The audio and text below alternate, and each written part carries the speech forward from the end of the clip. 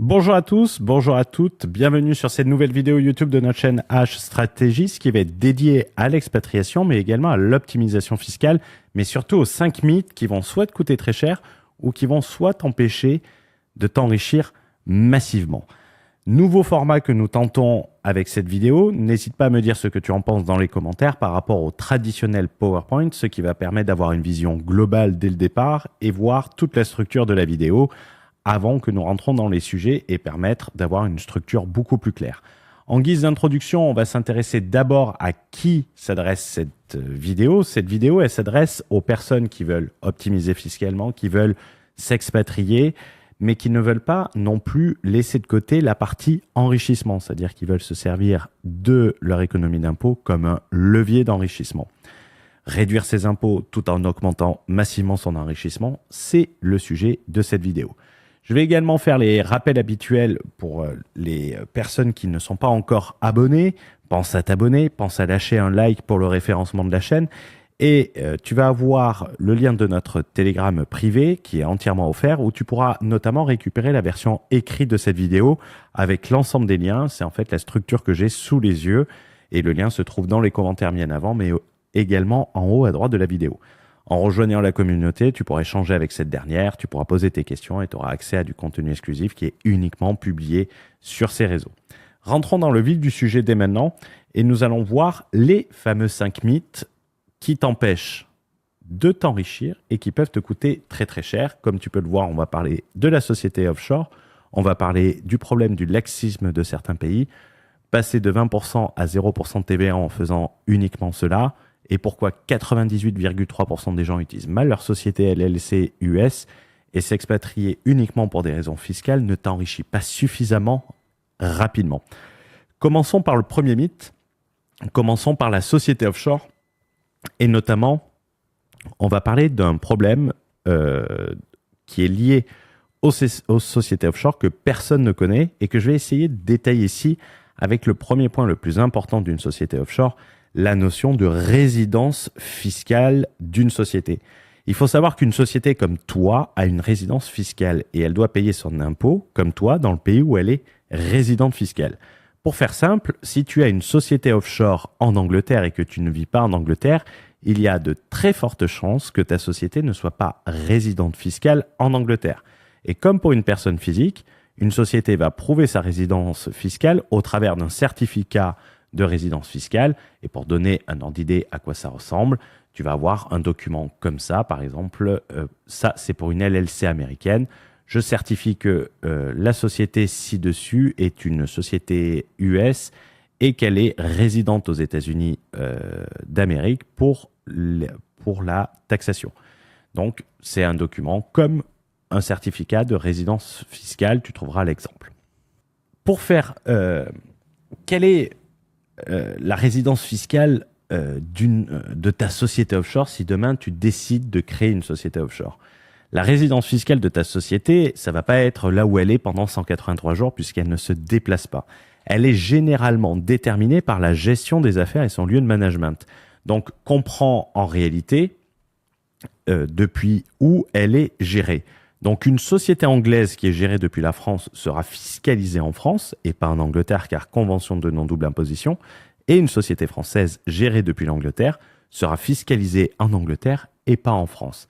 Pour faire simple, dans le cas de 99% des personnes, sur une société unipersonnelle, la résidence fiscale de ta société va être, il y a de très fortes chances, la résidence fiscale du gérant, c'est-à-dire toi.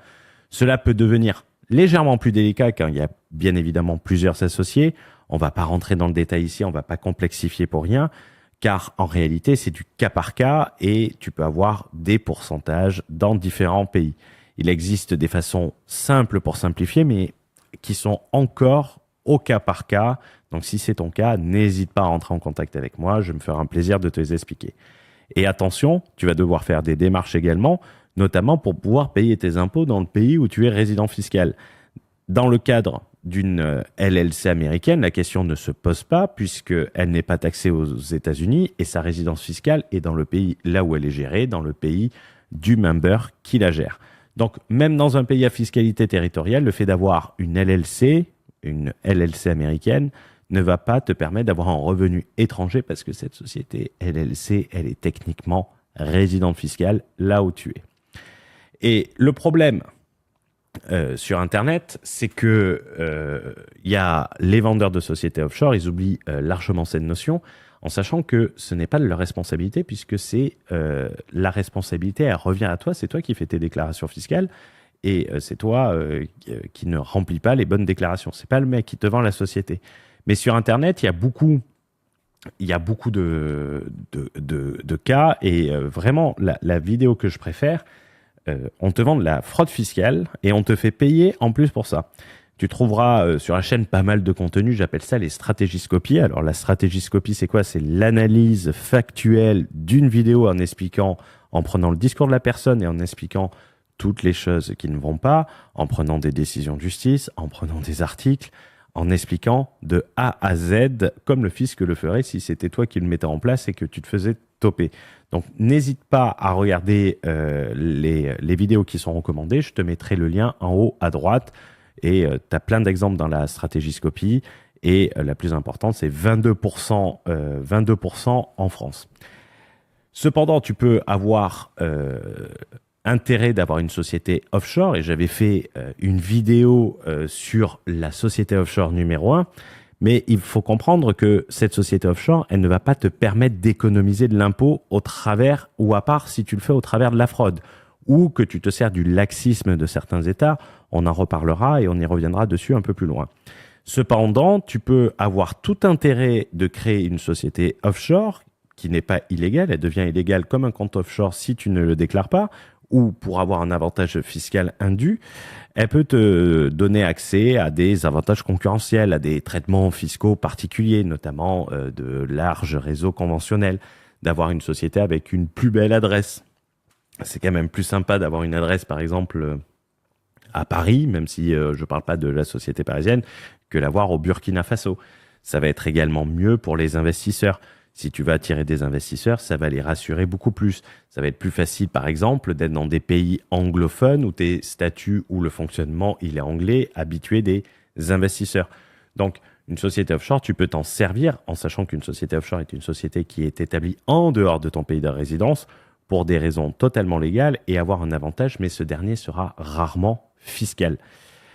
Également, les gens peuvent se demander à partir de quand cela va devenir intéressant de faire une société offshore. Et pour ça, j'avais fait un vlog que je t'invite à regarder qui s'intitule « Comment optimiser fiscalement avec une société offshore ».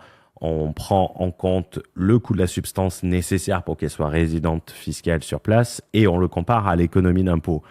Et en fait, ça devient intéressant à partir du moment où le coût de la substance est inférieur à l'économie d'impôt. Mais si pour économiser 100 000 balles d'impôt, tu dépenses 250 000 balles, tu reconnaîtras que c'est pas très intelligent.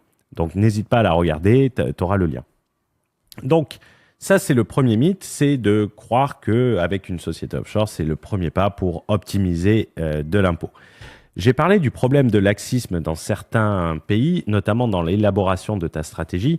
Et pour ça, pour illustrer, je veux prendre l'exemple de la Thaïlande. Alors, pourquoi l'exemple de la Thaïlande? Parce que l'exemple est très parlant et le revirement l'est tout aussi. En Thaïlande, les gens prenaient des visas, notamment des visas élites pour vivre là-bas, visa qui ne te permet pas de travailler. Ils travaillaient avec des sociétés étrangères offshore depuis la Thaïlande, sans bien évidemment jamais rien déclarer en Thaïlande. Et mal compris par la fiscalité territoriale. En fait, ils pensaient qu'ils étaient dans la légalité, mais c'était plus le laxisme des autorités fiscales thaïlandaises qui faisait qu'ils se croyaient dans la légalité et en aucun cas, ils étaient dans la légalité. Le seul problème, c'est qu'aujourd'hui, la Thaïlande, elle évolue et elle évolue très très vite. Et aujourd'hui, certaines personnes n'ont d'autre choix que de se barrer. Et ce genre de stratégie, il peut être utilisé pour une optimisation, pour une stratégie d'enrichissement. Mais le problème, c'est que en matière d'enrichissement, celui qui veut s'enrichir, il a besoin de temps. Pour s'enrichir, créer du capital et pas créer des simples flux de revenus pour réinvestir.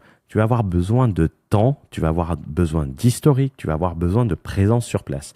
Tu n'as pas envie de devoir repartir à zéro à chaque fois, c'est reculer pour au final plus mal sauter parce que techniquement tu auras pris des mauvaises habitudes et tu n'accepteras pas.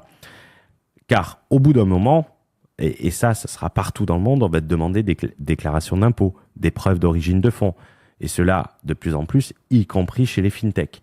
Donc retiens que se baser sur le laxisme d'un État, ça ne veut pas dire que tu es dans la légalité, c'est-à-dire que tu es dans une certaine forme de confort qui peut tomber du jour au lendemain. Et que malheureusement, cette stratégie en matière d'enrichissement va t'empêcher de t'enrichir, voire pire, selon le revirement du pays. Également, le laxisme peut se perdre très rapidement et c'est un mouvement planétaire. La Thaïlande, c'était le coup de la Thaïlande. Tu as plein de pays qui ne s'intéressaient pas à certaines catégories, qui commencent à s'intéresser et au final, tu reculeras pour toujours plus mal sauter. Et j'avais fait une note vocale sur le Telegram où je faisais un parallèle avec les comptes offshore à l'époque de 2009-2010. En 2009-2010, quand il y a eu les premiers coups au secret bancaire suisse, les titulaires de comptes en Suisse ont préféré partir loin, notamment Singapour, notamment Hong Kong. Ensuite, ça les a rattrapés là-bas.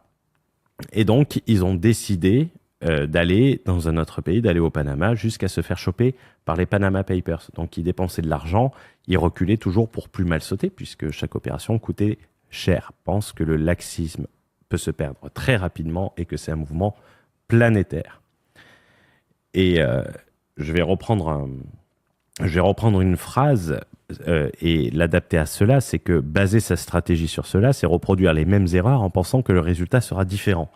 Et une personne relativement intelligente nommée Einstein avait dit que c'était la définition de la folie.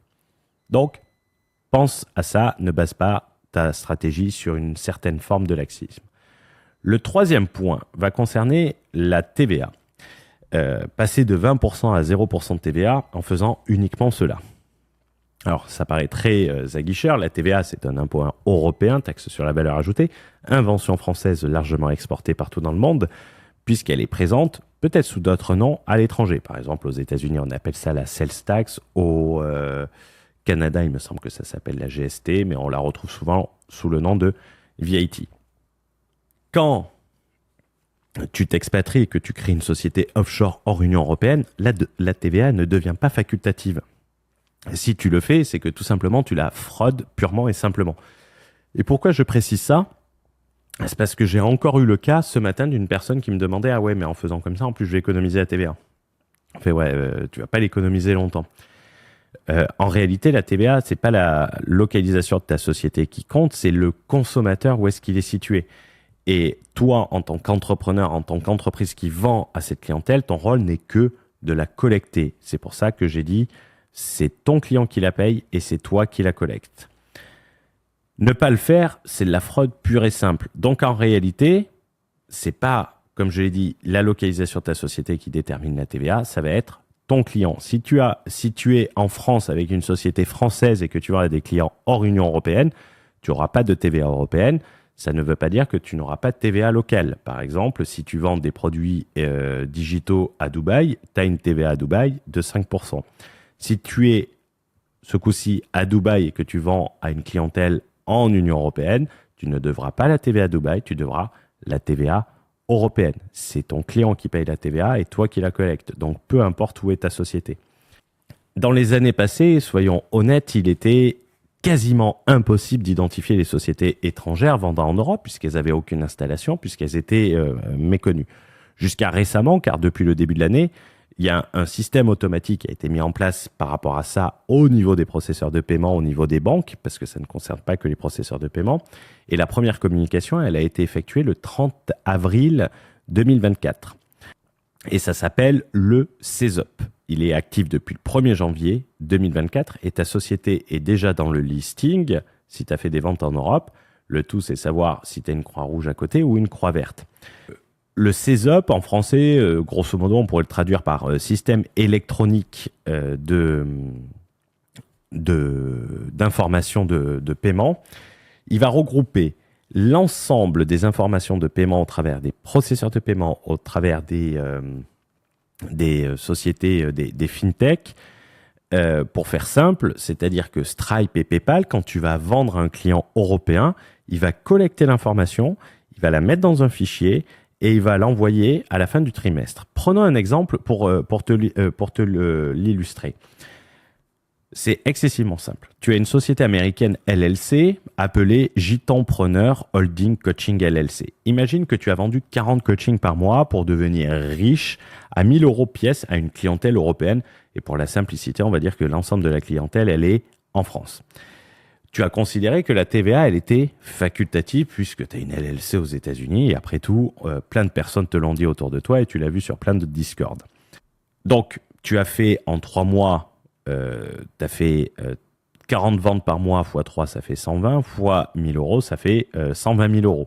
Donc, grosso modo, sur ces 120 000 €, si ta clientèle était uniquement particulière, mais il y a quasiment que les particuliers qui achètent ce genre de produit, tu aurais dû reverser 20 000 € de TVA. Le 30 avril 2024, Stripe ou PayPal, mais pas uniquement eux comme je l'ai dit, ils vont envoyer un fichier Excel au fisc français avec l'ensemble des transactions.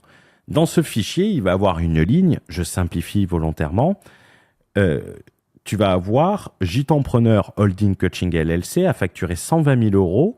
Le titulaire du compte est Jean-Michel, je fais péter la TVA. Le compte bancaire où l'argent a été viré est Wise ou d'autres prestataires, que ce soit Payoneer ou d'autres Revolut ou d'autres fintech. Tu auras le nom de la banque, le numéro de compte où ça a été viré. Et là, ils vont taper dans leur déclaration de TVA. Tiens, on va voir s'il y a la Gitanpreneur Holding LLC.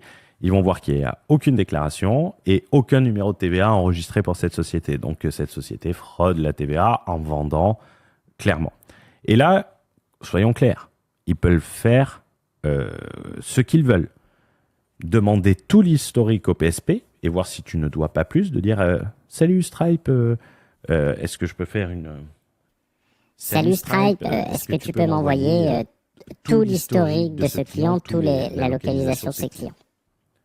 Donc, je te laisse imaginer la suite. C'est un peu comme si tu allais braquer une bijouterie et que tu donnes ton adresse, l'heure du braquage, le compte bancaire où tu comptes encaisser l'argent du reseller et ton numéro de téléphone. Tu envoies tout ça à la police en disant « Ouais, je vais braquer telle bijouterie à telle heure et l'argent du reseller, je l'aurai à tel moment. » Tu te doutes bien, ta vie de braqueur ne va pas durer excessivement longtemps. Comment s'enregistrer à la TVA sur une société non européenne et ça permet de faire un bonus d'un point de vue stratégique parce que ça peut créer du lien et donc ouvrir des possibilités de géodiversification. C'est excessivement simple. Tu dois t'enregistrer auprès d'un seul État.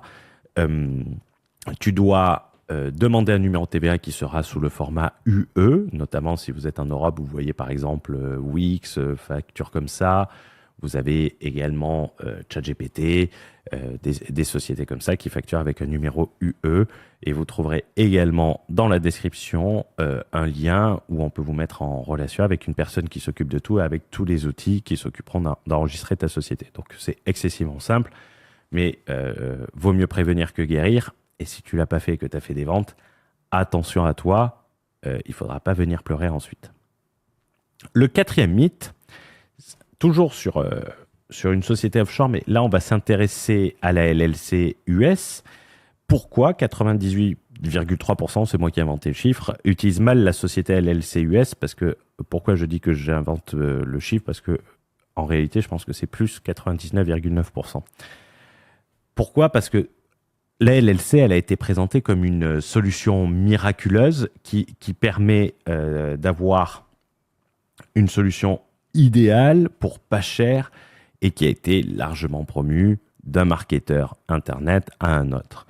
Aujourd'hui, le moindre mec, et ça je le vois sur le Discord de communautaire, ils arrivent, ouais, j'ai ouvert une LLC. Mais mec, tu sais pourquoi tu as ouvert une LLC? Et ils ouvrent ça comme ils vont prendre un café en bas de chez eux. Est-ce que tu comprends comment ça fonctionne? Ah non, j'ai vu sur Internet, c'était 0% d'impôt. Ah oui, t'as vu sur Internet. Mais sur Internet, on te dit aussi que la Terre est plate. Et on te dit que peut-être que si tu sautes du 7e étage et que tu fais Kamehameha comme dans Dragon Ball Z, tu vas devenir immortel. La LLC, en plus d'être une solution peu coûteuse, elle est prise comme une solution miracle, mais ce n'est pas 0% de taxes. Et ça, je vais y revenir ensuite.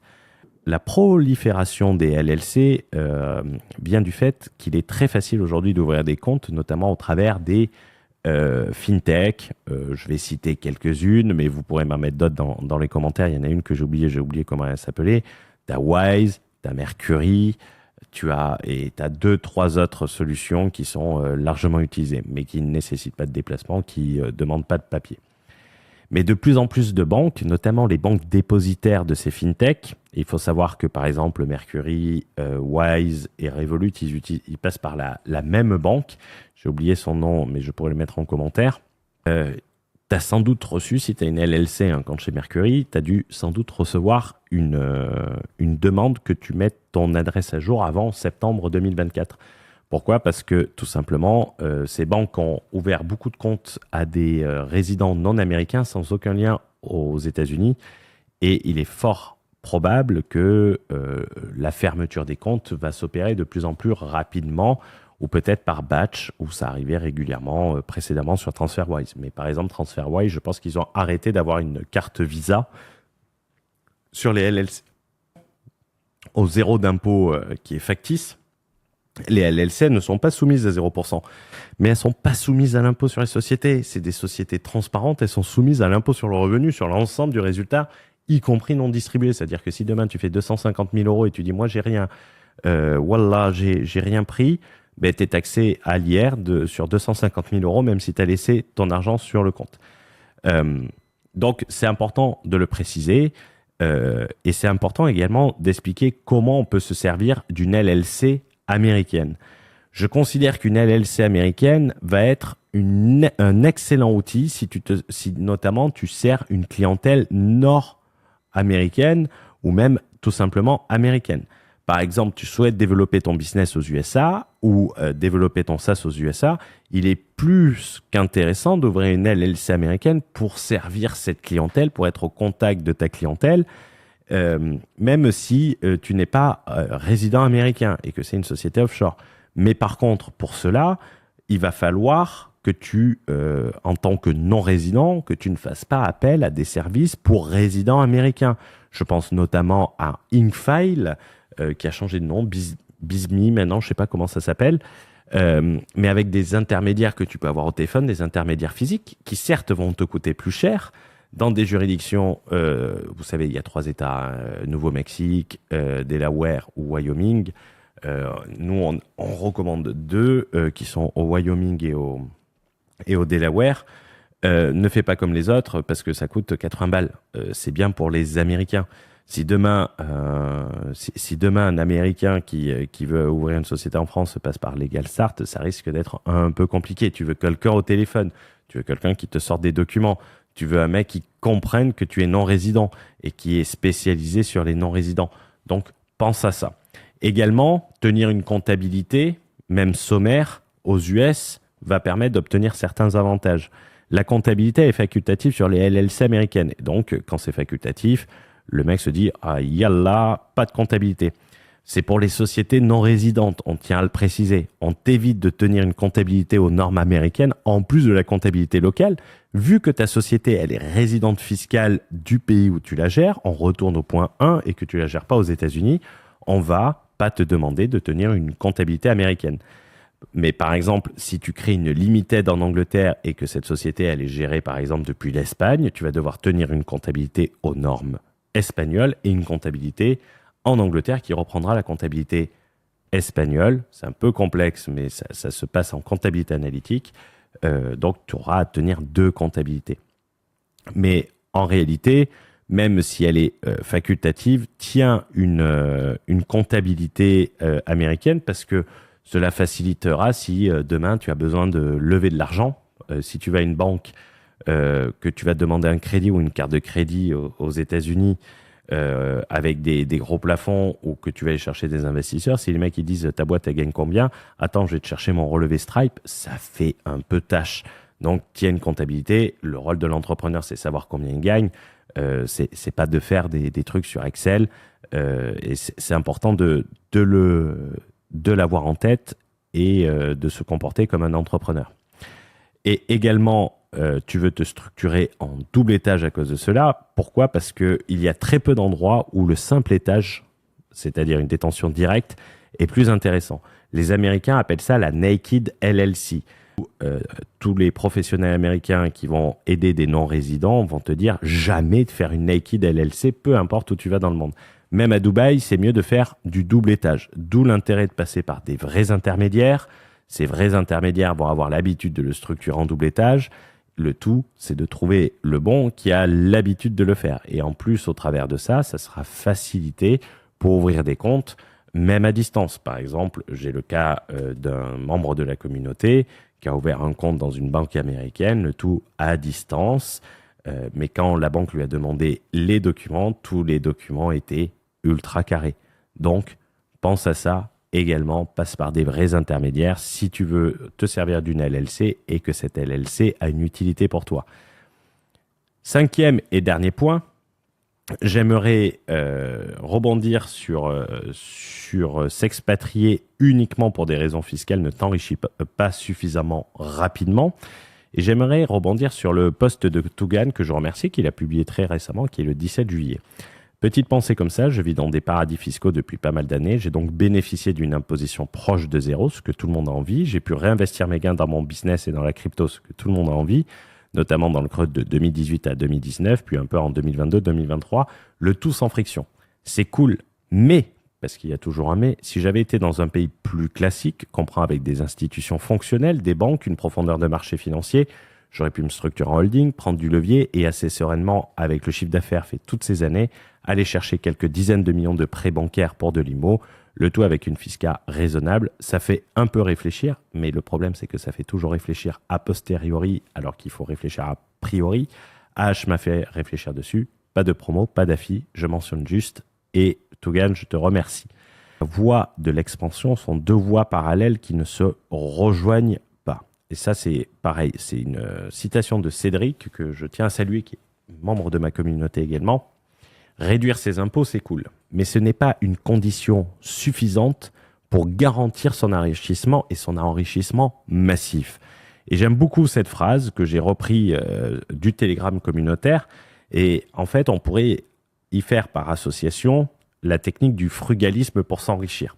Par exemple, le mec qui va à Dubaï, il se dit, en fait, moi je veux m'enrichir, je veux arrêter de payer des impôts, mais je vais vivre dans une tente au milieu du désert à 3 heures de route de Dubaï, je vais bouffer du chameau mort. Tu vas économiser, tu vas épargner plus, mais c'est pas suffisant. Tu gagneras beaucoup plus à générer plus, notamment au travers des leviers sur ton business.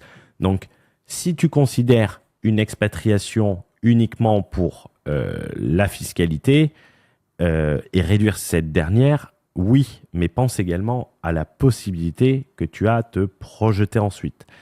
Mais comment choisir son pays de manière optimale, c'est ce que nous allons voir. C'est de réfléchir à l'économie fiscale tout en me disant, mais cette économie fiscale, je vais m'en servir pour investir et en choisissant correctement mon expatriation. Les éléments que tu dois tenir en compte lors d'une expatriation, c'est déjà la fiscalité personnelle, c'est à combien tu vas être imposé à titre personnel, la fiscalité professionnelle, parce que tu es entrepreneur et donc tu dois considérer également l'imposition au niveau de ta société en sachant que les riches capitalisent sur leur société, les pauvres se versent tout à titre personnel. Tu vas également vouloir te concentrer sur les outils de structuration pour passer du cash flow à l'actif, notamment la structuration en société holding pour réinvestir les revenus de ton business dans des actifs à cash flow beaucoup plus certain que le cash flow incertain de ton business. Tu vas vouloir un réseau bancaire pour pouvoir investir, encaisser, sécuriser, diversifier et réinvestir. Et tu veux un environnement macroéconomique pour de la stabilité. Un environnement macroéconomique qui peut être intéressant, et on l'a vu également excessivement récemment, c'est l'Estonie a annoncé une hausse d'impôts de 2 points supplémentaires après l'avoir déjà augmenté. Donc, elle avait augmenté une première fois de 10 points, de 20 à 22%, et elle veut passer de 22 à 24%, que ce soit sur l'IR, sur les sociétés, mais également sur la TVA. Et j'avais des membres de la du borderless entrepreneur, notamment des gens qui sont expatriés dans la juridiction AH1, qui me demandaient le prochain pays à augmenter ses impôts, ça va être pour nous, alors qu'ils étaient partis d'un autre pays qui avait implémenté une taxe qui est la Hongrie de 15% sur les dividendes. Et si tu veux, il y a un indicateur qui peut être très intéressant et peu de personnes en parlent. Quel est l'indicateur qui va être un indicateur valable pour une stabilité fiscale? Ben, je vais te le mettre en 1000, c'est très simple, c'est le déficit public. Le déficit public en France entraîne tout le temps une réforme fiscale et donc d'augmentation des impôts puisqu'on veut combler ce déficit. Si tu prends l'Estonie, si je ne dis pas de bêtises, en 2023, elle a un déficit public de 6,5. Alors oui, c'est plus élevé que la France. Mais attention, en montant nominal, ce n'est pas du tout la même chose puisque en réalité, le PIB de l'Estonie, c'est même pas un tiers du chiffre d'affaires de LVMH. Mais ce que je veux te dire, 6,5%, ben oui, ils sont obligés d'aller chercher de l'argent pour combler ça. La Roumanie, pour ceux qui veulent s'expatrier en 2025, on avait fait des vidéos en 2023 sur l'année 2024 où le régime avait quasiment sauté. Tu peux être presque sûr, s'il n'y a pas eu d'amélioration, qu'il y aura une augmentation d'impôts là-bas. Par rapport à ça, il me semble que le déficit public dans la juridiction H1, il est inférieur à 2%. Donc, important de le préciser. Et je vais te prendre les exemples, puisque nous, on a travaillé sur une juridiction qui, je ne te dis pas d'aller là-bas, mais je te parle des éléments et d'avoir le maximum de cases positives et le minimum de cases négatives ou des cases négatives qu'on est prêt à accepter pour une petite période de temps, le temps de capitaliser, puisque rappelle-toi, pour s'enrichir, il faut du temps et tu ne veux pas te déplacer à chaque fois. Par exemple, dans les cases positives, qu'est-ce qu'on a mis? On a mis une fiscalité professionnelle et personnelle légère qui favorise en plus le réinvestissement. Demain, tu gagnes 300 000 euros, tu prends 5 000 euros de dividendes nets par mois. Alors, par mois, c'est-à-dire 60 000 à l'année. On rappelle en plus, la législation permet de les verser de manière trimestrielle si tu passes par les banques intermédiaires. Tu vas payer un peu plus de 12 500 euros d'impôts au niveau de ta société et au niveau personnel. En France, tu es à 100 000 euros. À Dubaï, tu payes plus de frais Stripe sur ça. Donc, raisonne dans un ensemble. Un réseau bancaire très développé, enfin très développé, j'exagère peut-être un peu, mais qui est développé pour le type de pays, puisqu'il te permet de financer localement des opportunités que tu auras en local, mais contrairement à la France, il te permet également d'investir à crédit à l'étranger. Si tu veux investir en Suisse, si tu veux investir en Espagne, si tu veux investir en dehors de ce pays, donc ce qui permet une géodiversification. Tu vas pas avoir besoin de rester 183 jours pour avoir la résidence fiscale pour les gens qui viennent, et on voit que c'est un avantage dans le cas de certains, dans les cases négatives qu'on verra ensuite. Le régime holding qui te permet une structuration et de transformer les cash flows en actifs, il est super intéressant. 0% sur les dividendes, 0% sur les plus-values de cession de titres de participation. C'est super intéressant. C'est calqué sur le Luxembourg sans être le Luxembourg. Les retenues à la source inexistantes, si demain tu te barres et que tu vas dans un autre pays, les dividendes que tu vas recevoir, ils ne seront pas frappés d'une retenue à la source. Et ça, c'est également important. Et la substance locale pour maintenir tout le montage ne te coûtera pas très cher. Elle est facilement atteignable et peu onéreuse.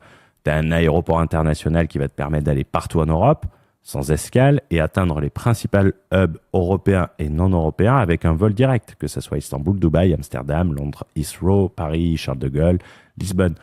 Tu as du dynamisme, c'est-à-dire que tu peux sortir, tu as des soirées, tu peux aller au restaurant, tu n'as pas l'impression de faire un sacrifice qui serait le cas, par exemple, en Estonie, où tu as l'impression de te faire chier, à part si tu veux prendre un matcha le matin. Tu as un haut niveau de sécurité et de propreté, c'est-à-dire que tu n'as pas peur de te faire arracher ton ordi, ton téléphone ou te faire arracher ta Rolex. Tu as un bon système scolaire avec des écoles privées multilingues, que ce soit des écoles allemandes, françaises, britanniques. Tu as des hôpitaux d'excellente qualité avec des prises de rendez-vous immédiates. Pour preuve, j'y suis actuellement à l'heure où j'enregistre cette vidéo. Je me suis fait une entorse du genou. J'ai eu l'IRM l'après-midi même. J'ai eu le rendez-vous chez le chirurgien spécialisé du genou le lendemain. le lendemain pour voir si j'avais pas des ligaments qui avaient foutu le camp, si j'avais pas de problème et s'il fallait pas faire un... Ça avait grandement gonflé, voir s'il fallait pas évacuer ça. Donc, super rapide. Facilité de trouver un logement et de louer. Ça, pour les Français comprendront. Processeur de paiement Stripe, PayPal, plus solution alternative in-house qui va te permettre d'encaisser également tes clients. Une excellente je lisais, je pensais que j'avais dit de conneries, une excellente météo supportable de mai à octobre. Mais vu que tu n'as pas besoin d'y passer 183 jours, tu essaies d'y être dans les bons moments. Et les cases météo, très mauvaises, d'octobre à fin avril. Notamment, si tu dois rester sur place, il faudra le comprendre. La nourriture, tu peux trouver des bons produits, mais tu es au prix de Paris sur certaines choses dès que tu veux monter sur du produit un peu occidental et de qualité. Tu as un système bancaire qui est bon, mais qui n'est pas au niveau français, c'est-à-dire que tu vas devoir faire de l'apport, mais c'est compensé par le levier fiscal. Tu as une culture non latine pouvant être un peu difficile pour nous, les Français, sur la proximité. Mais si tu as déjà vécu dans des pays comme les Pays-Bas, bon, tu es à peu près pareil. Et le vin est cher. Et ça, c'est vraiment emmerdant. Pour ceux qui veulent le voir, j'ai fait sur Instagram, j'ai fait une story à la une de ETH1. Donc, n'hésitez pas à la consulter. Ça permet de voir, comment c'est sur place et comme ça vous fait une idée. Il n'est de si bonne compagnie qui ne se quitte et j'aimerais finir sur une citation de Naval Ravikant. La richesse se crée en joie des jeux à long terme avec des personnes à long terme, pas des jeux court terme avec des personnes court terme également. Le long terme, c'est ton allié. Élabore une stratégie sur 5 ans. 5 ans, c'est excessivement rapide pour s'enrichir. Le mensuel, on l'oublie. En tant qu'entrepreneur, tu dois avoir la big picture et pas seulement se concentrer uniquement sur l'impôt. Et je te dis pas de payer plus d'impôts, attention. Je te dis que personnellement, je préfère payer un peu d'impôts que pas d'impôts et tout en ayant du levier. Donc, parce que je sais que le levier va compenser 10 fois plus que l'économie d'impôt, même 100 fois plus. Le capital rend libre, le cash flow, il rend dépendant. Tu passes de la rat race 1 à la rat race 2, tu passes du métro boulot dodo à la Lambo système IO dodo. Mais il va falloir faire des ventes pour changer les pneus de la Lambo, faire la révision de la Lambo et changer la Lambo parce que au bout de 3 ans, on sait que tu as un vieux modèle et là, tu vas plus rien vendre avec ça. Ton business, c'est la colonne vertébrale de ta liberté. Investis dans ta connaissance pour la sécuriser au maximum. Je te souhaite une excellente journée, une excellente soirée. J'espère que ce format t'aura plu. Il est un peu différent. Vous retrouverez l'ensemble du document avec l'ensemble des liens. Tu n'as qu'à rejoindre sur Telegram. Je le mettrai dans les commentaires sous la vidéo. Ciao, ciao.